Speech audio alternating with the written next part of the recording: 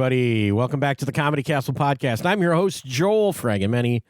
Going to tell you what's going on this week at Mark Ridley's Comedy Castle, this cold and icy week, but a great time to be inside and see some great live comedy.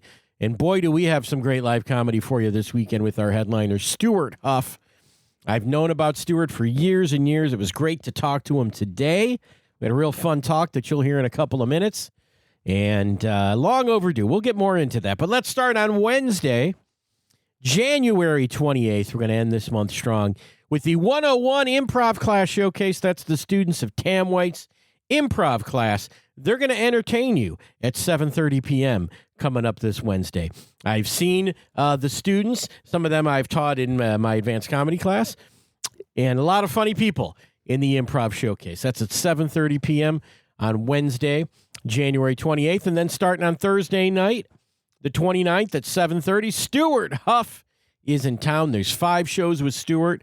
In addition to Thursday, 7:15 and 9:45 are the show times on Friday the 30th. And then the last day of January, Saturday the 31st, 7 p.m. and 9:30. Those are your show times. It should be great. Stewart Huff is, he has this reputation, one of the best ever, and he's coming in. Well, before we get to that talk, we got a Sunday show this week. That's right, February 1st, the return of Don McMillan.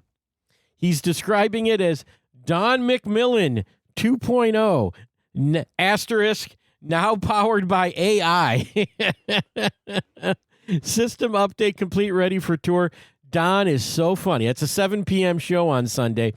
Don drew a great crowd last time he was in town. You might remember Don as he's the engineer comedian that does the slideshow with the charts and the graphs, and it is a riot.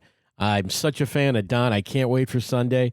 He's so funny. I really should have got him on this show, but I had Stewart Huff this week, and Stewart's awesome. So, but Don McMillan on February 1st, Sunday, 7 p.m. show. Get out for that one if you want to see something unique. We got so much talent this weekend for you. Oh, my God. But Stewart Huff is who I talked to today, and it was great. It was terrific talk. I have known about Stewart through various comedians who have intersected with him out there on the road. My time on the road, never worked with Stewart Huff, but I always heard he was great. Never come to the Comedy Castle, and this is his first weekend. So it's going to be a good time. Stewart is a very smart comedian. You might even call him the comedian's comedian because he has smart, intelligent comedy. And sometimes it's a little political. Sometimes it's just about the human condition. It's about life. He told me this. He wants to talk more about positive things versus negative things. He'll talk more about that in the interview. We also talk about what comedy was like in the 80s versus now. He'll tell us about his life on the comedy road. Living in his car. Had every drink cup from every fast food place to get a free refill. Those are just some of the funny stories he tells us. We talk about his comedy special, God Hates Ann, that I watched, which was so funny, and I'll give you some quotes from that one. But Stewart's just a great dude. He's one of those guys that's been out there on the road. And people who know comedy, who know what's good, they all know Stewart Huff. And he's new to us here at the Comedy Castle, but I guarantee you, if you buy a ticket and come out, you'll have a great time this weekend. And, is it left? Is it right? It's probably leaning left, but, it's also smart. I think one of the great things about comedy is even if you disagree with his politics, you come out, you see a guy like Stewart Huff, who's just so funny and so smart, and he makes you laugh. It's going to be hard to hate this guy. Everybody that works with him says nothing but great things, and I really enjoyed my interview with him here, and so we'll play that for you.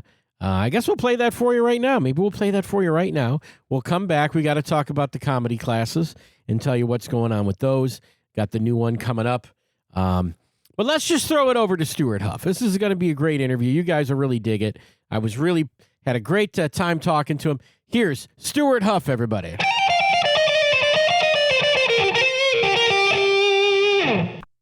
Ladies and gentlemen, on the other end of my line, I want to welcome to the Comedy Castle podcast for the first time, Mr. Stewart Huff. How you doing, Stewart?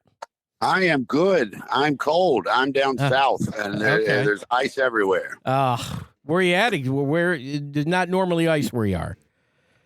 No, I mean, we usually get one snow a year, something like that, and the kids go crazy, and it's kind of cool. Yeah, and then it's gone. But this is this is abnormal. This is everything covered in ice. Yeah, it was bad up here. That's what I was looking. Yeah, Michigan is lousy and cold, but we had a nice crowd last weekend, so you're going to keep that going, I think. Nice. Icy and cold's perfect to get your butt out of the house and come to see some jokes. See some comedy. Yeah, absolutely. And I'll tell you what, man, I have heard about you. I've been comedy for over 20 years, right? And I've heard about you from my friends, people I respect, holding you in the highest of esteems. Oh, I was waiting with I was holding my breath. I didn't know which way that was going to go. Absolutely, man. And I was just, it's like, I mean, the guy that really put you over to me, maybe originally, Alex Price out of Indy. That guy loves you. I love Alex. Alex loves you. Yeah, he's a good guy. Alex is a good guy. Yeah, we love him at the club. And so I said, well, it's good to have Stewart finally at the club and all that stuff. You've never performed at the Comedy Castle, or did you hit it earlier in your career? I've never been there. No. I've known about it since the 90s when I started. And, it's just always been a hard nut to crack. Everyone wants to work it, and I'm just not the type. My personality is not the type that's going to, call and constantly bug people. I figured, eventually stars will align, Yeah. Well, they are now. Did you ever go through these other, any of those other Detroit clubs that might be gone at this point? I'm not good with names, but I've performed, names of clubs, I'm just not good at remembering the names. But I've been in Detroit. Yeah. I don't know, 15, 20 times. Oh, sure. Yeah. There you go. Yeah.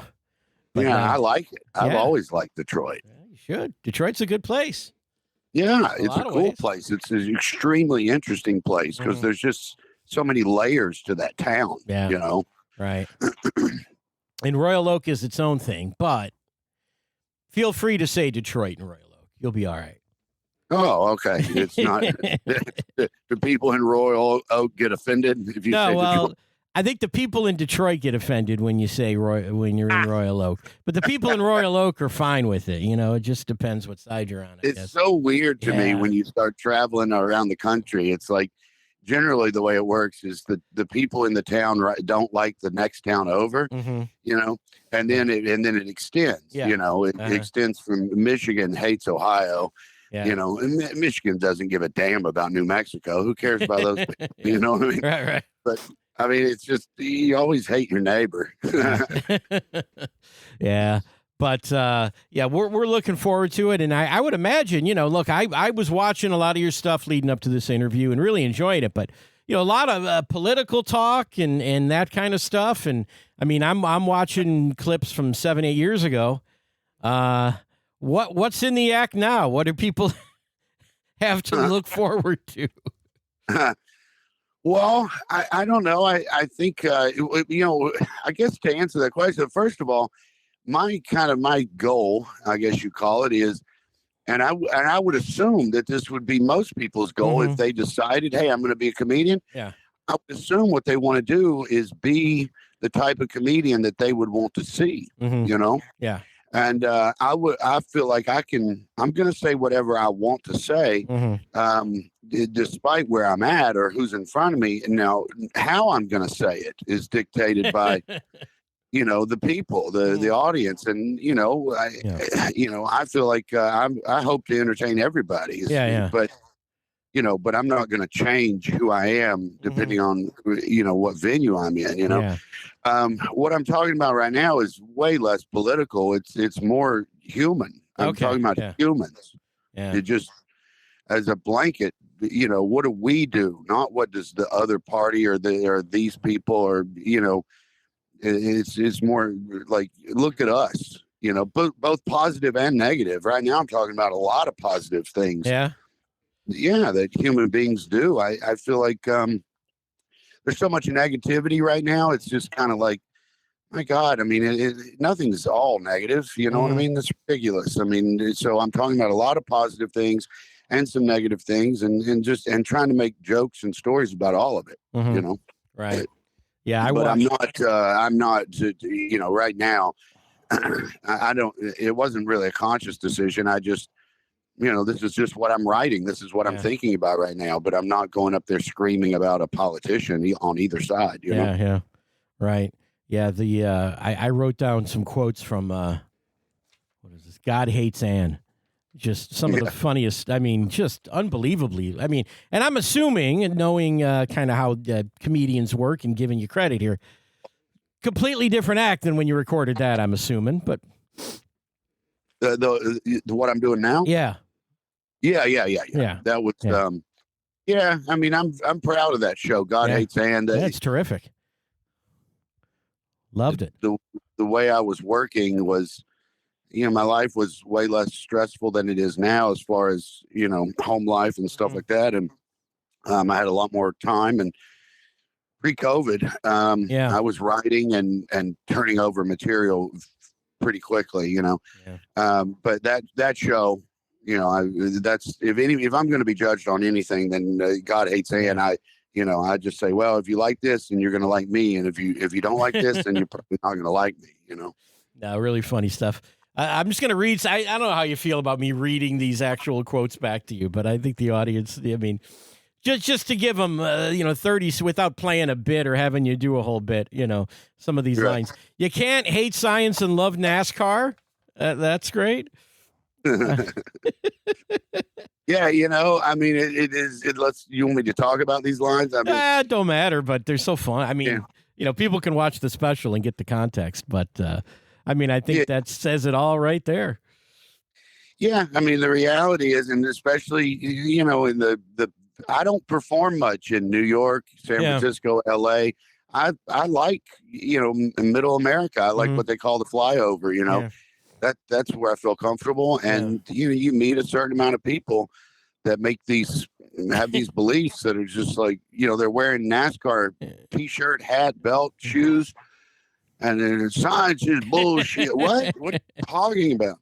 Yeah. You know, so that kind of ridiculous. And then figuring out a way, how can I say that in a way that doesn't, you know what I mean? I'm not trying to offend people. I'm just trying to make a funny joke, you know? Right. And a lot of, not only is science under fire from a certain group of America, but history as well. And there's a lot of history in your show, which you actually learn stuff, which is great. And in talking about the teaching of history in the classroom, that they changed the name of slaves to workers, and that's like changing the word history to bullshit. Unbelievable. What a line.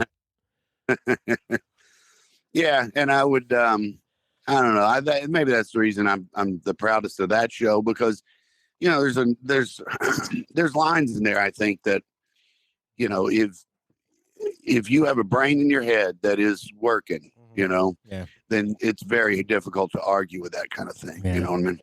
Yeah. And then I take it when people come to your show, like, I mean, you've been around for so many years now, but was there a point that you felt that people are coming to see you versus being the guy that was just, you know, because when I was starting out at the clubs, you couldn't really even see a lot of the comics, you know, they maybe 5 minutes on the Tonight Show years ago. So when was that turn for you, when people were like, I'm coming to see Stewart Huff versus the audience just coming out because it was Saturday night? Yeah, it's interesting, because the way the business has gone, when I started, you would, you know, a club owner he opened his club in 1982. And he told me a long time ago, but he told me, you know, in the 80s, all you had to do was turn the open sign on and you sold out. Yeah. That was it. People just came to see comedy, and then it started changing around 95, 2000, started changing. And then the internet and all that stuff, you know, made it to where people want to see a famous person. They don't want to just see comedy. And now with TikTok and all this stuff, you know, the social media doesn't make me happy. I don't enjoy it. Right. And at my age, I don't, you know, I've just decided I'm not going to fight that fight. I'm going to go and do what I want to do. And, you know, people that see it, there's going to be a certain percentage of people, very small, percentage that are going to say, what is that guy's name? I want to write that down. Yeah.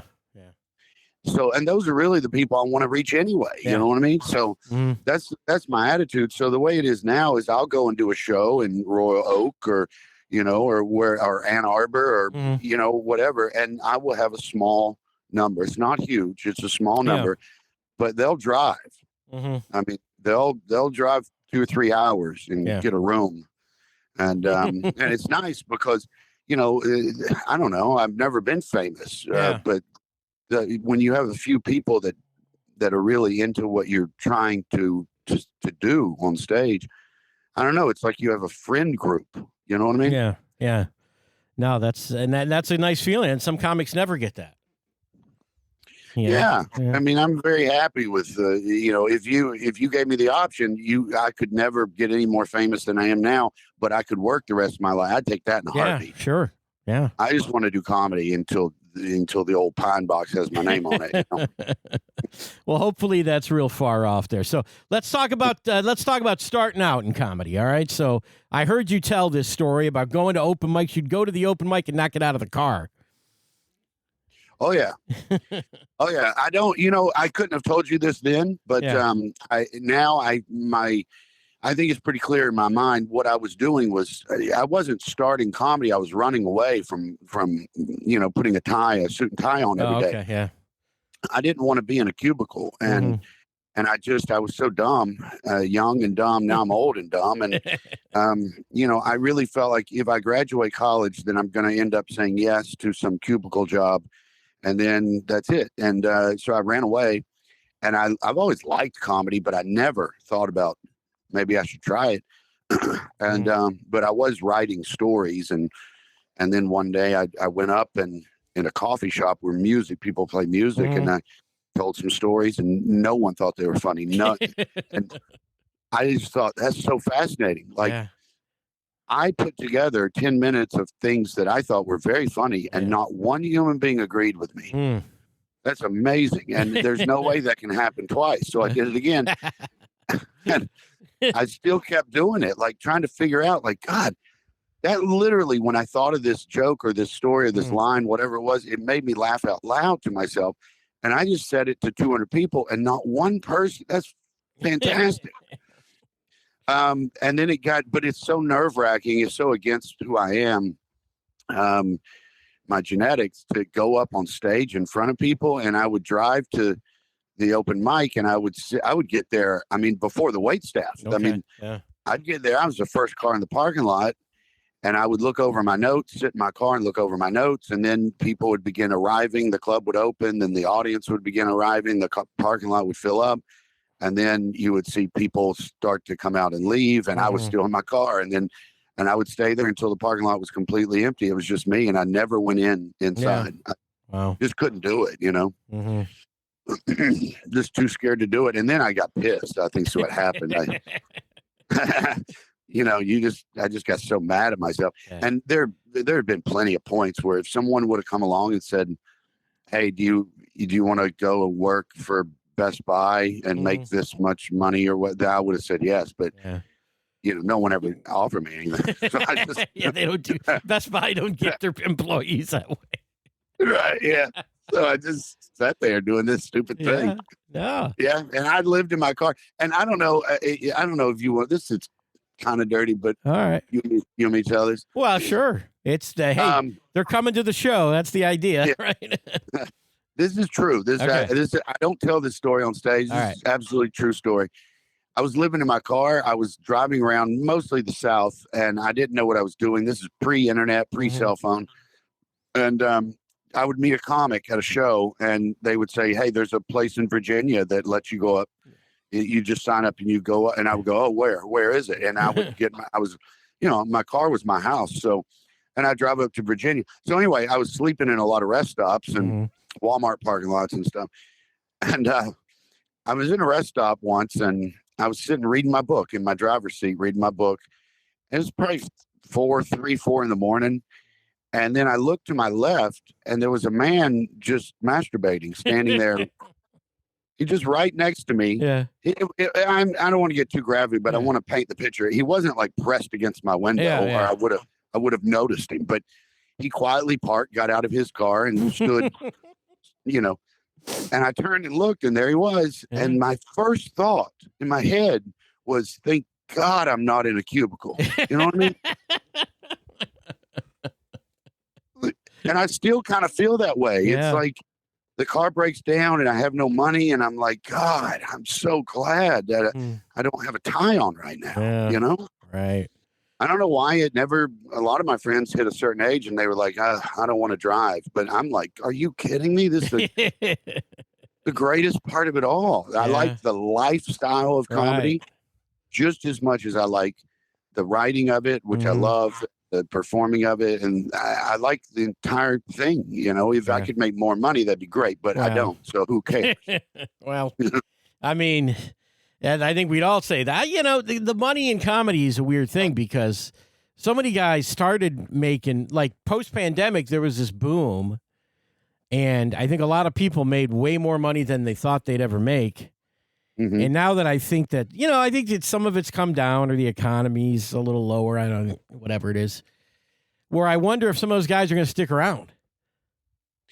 Like maybe they don't love it. Some of these TikTok people. Well, that's a very good question. Yeah. I haven't heard anybody ask that question.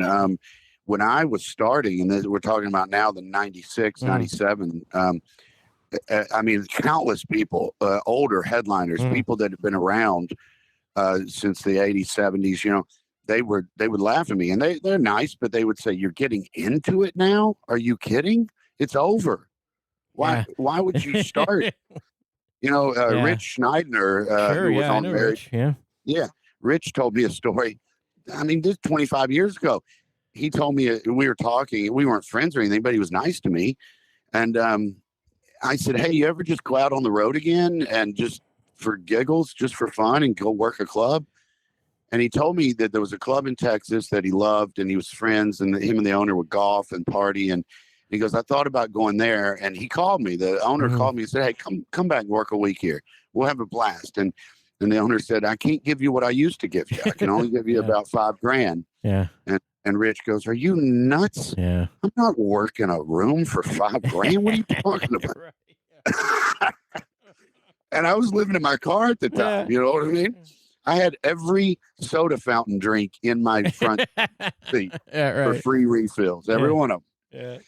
I mean, but and those people that are used to a certain lifestyle, they're used to a certain amount of money. Then, when that falls and that goes away, that's a very good question. Are they going to say, well, I think a lot of them are probably going to quit because you have to love it to do it. Right.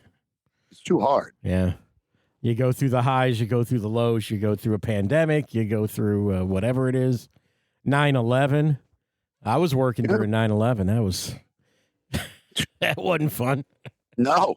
No. I mean, it's, and it pops up and like TikTok and all this kind of stuff. And there's been some clubs that have said to me, "We want you to post on Instagram or TikTok or whatever it is, X number of times a day." And I said, "No, well, get someone else because I'm not your person. I'm just not going to do that." And then, is that the right move? I don't know. Yeah. I don't know what anything is the right move. Right. I have no idea. Well, you just got to do the work and do it well. And I think that's what you're doing. So, and I'll tell you, we're looking forward to it. I was talking to some of the staff here. We play that little trailer of you before the show, for the last 3-4 weeks. Is it good? I think it's from Laughs on Fox. Oh, okay. I don't remember. You don't remember what you did on there? Yeah, that was years ago. Yeah, that was over 10 years ago, I'm guessing, because we taped some of those at our club. Okay. Steve Hofstetter came in and taped some of those at our place. Right. But it was comics from kind of all over. It was not just Michigan comics that did it. And they put 3 dozen people on, and then I think that show went away. But yeah, the clips live on. Yeah, the clips live on. The clips don't die. Phenomenal how you all found that. I didn't even know it existed. It's on YouTube. Yeah, when I was going to watch some stuff, I saw those same clips. Well, that's where the boss got it to put it on the screen, probably. Yeah. But yeah, I mean, it's all good. I mean, but it's since was God Hates Ann the last sort of official release then, or have you done? I've done two. I did two after God Hates Ann. Okay. That was like pandemic stuff, and I just didn't. I wasn't crazy about it, so I didn't do anything. And and that's changed too. Talk about changing stuff. Sure, like pre-COVID, people would you would make a CD and people would buy the CD, and now you can't even buy a car with a CD player in it. So I kind of stopped doing that, but I just filmed the show I'm doing now that I'm going to be doing this weekend at your club. We filmed that in last weekend. Okay. Awesome. Yeah. That was my next question. Well, you got to have something in the works then, and here we are. Yeah. I mean, the show I'm doing now, I think it's great. I don't, you know what I mean? I'm a fan of it. I don't know if it's, God Hates Ann, but I don't care anymore. I'm not trying to outright something. You know what I mean? Right. Yeah. Well, it should be great, man. Let's see here. I'm just looking at who's open for. Bruce Pike and Skippy Rose opening for you. I don't know if you know them, but I know them, and they're good. You'll enjoy them. But you must have guys, though, when you come to town that really want to be. Do you have openers that you're like, I like this guy? Or do you like going in and just seeing what they're offering up at the club? Yeah, I mean, to answer that question honestly, what I like doing is going somewhere and working with people like, whoa, I've never seen this person. Yeah, okay, yeah. And because when I love comedy, it's when, you know what I mean? Like, I've never seen this person, and then they completely blow you away. I mean, I still get a genuine childlike love out of, wow, that was great. Yeah. And so I don't like to say, well, I travel with my own person. I like experiencing something new, but it also turns where you could be like, oh my God, this is horrible.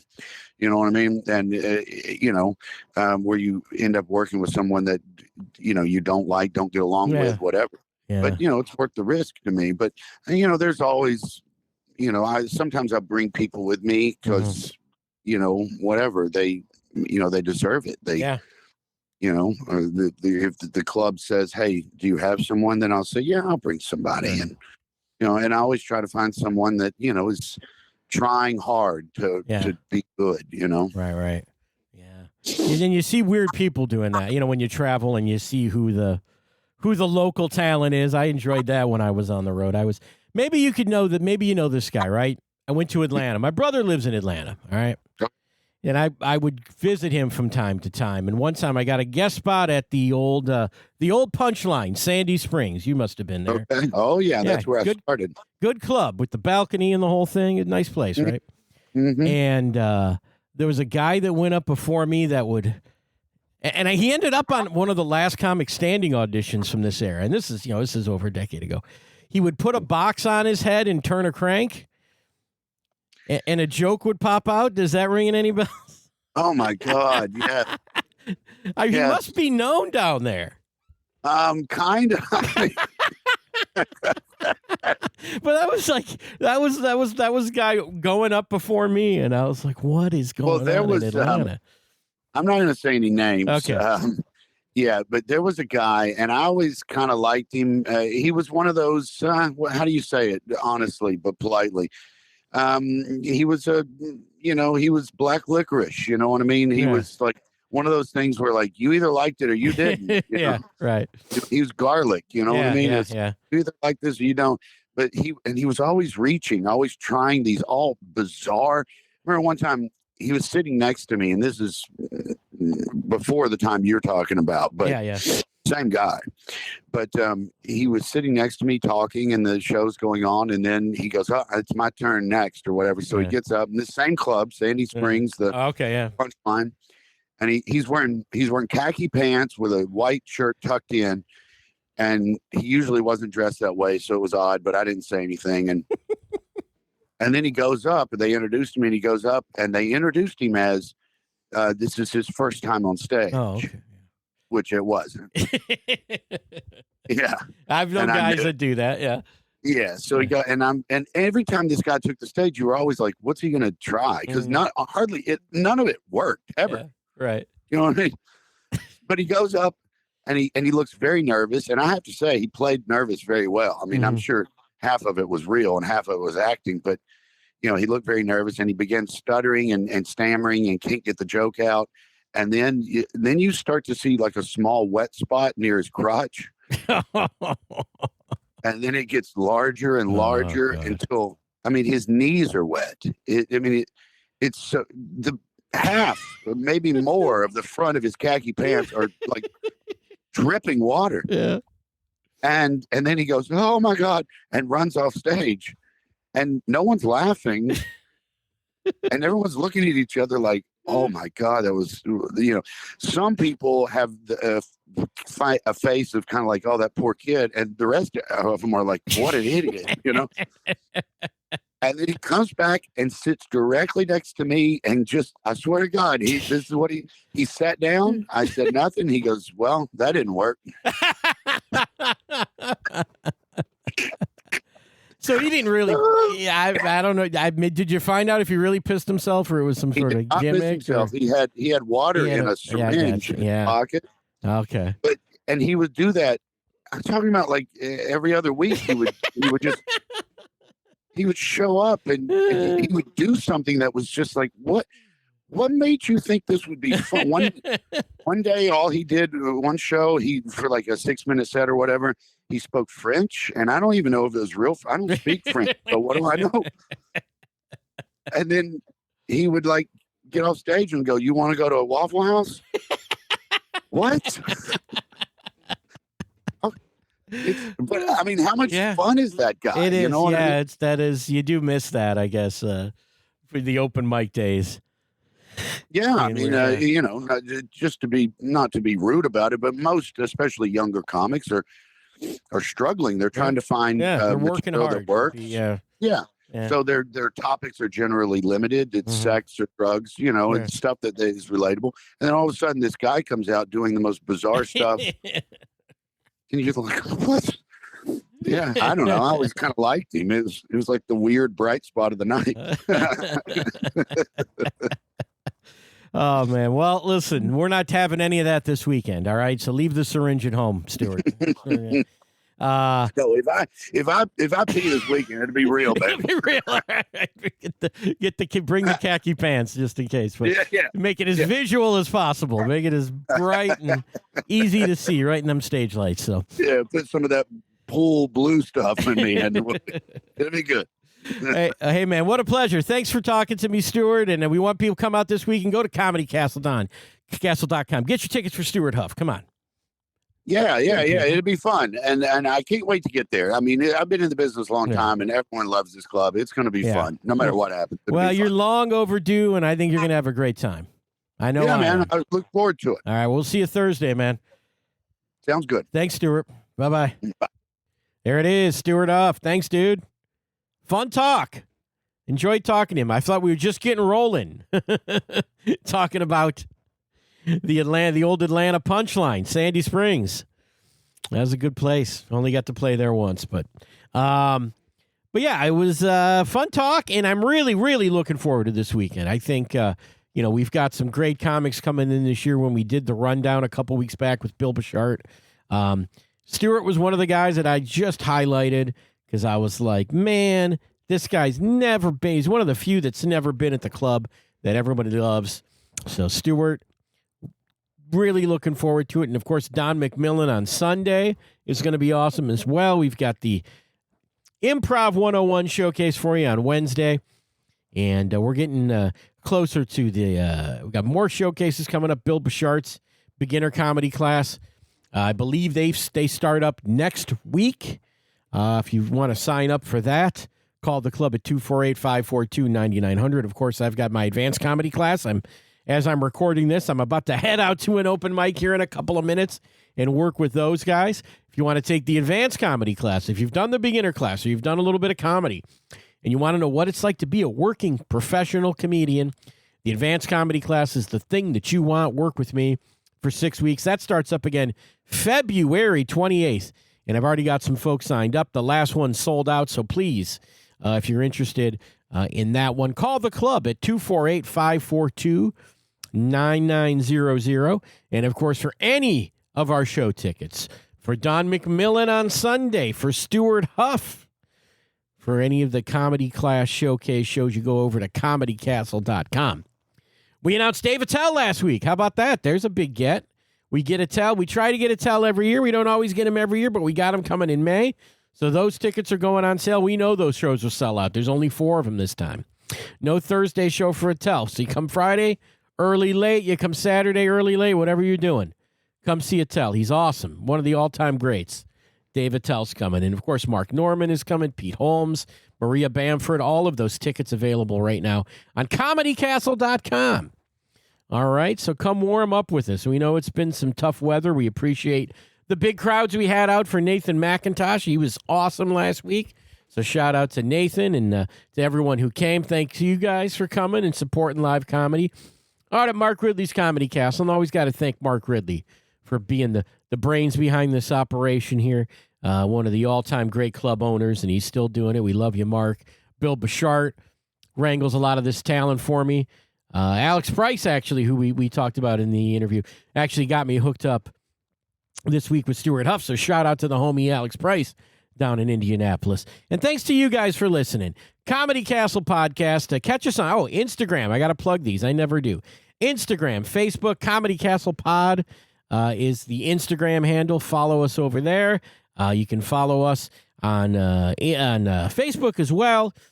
Comedy Castle Podcast. I believe that's all one word on Facebook. I know the club blows these out if you're on those mailing lists or you follow the club, but join us there. Make us feel nice. Make us feel. Social media means a lot, right? Means a lot. It would mean a lot if you followed us. Come on. Hey, thanks for listening. Thanks to Stewart.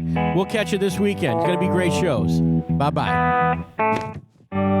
Whoops. I hit the wrong fader. Ay. I'm not redoing this. See you this weekend, guys. Bye-bye.